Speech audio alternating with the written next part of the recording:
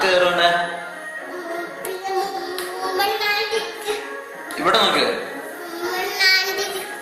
എന്നിട്ടോ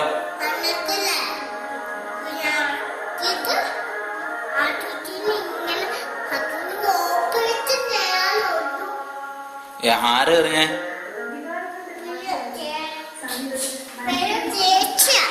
ഏത് ചേച്ചി എറിഞ്ഞേ? ഉമ്മഞ്ഞാരിക്കട്ടെ ഏത്?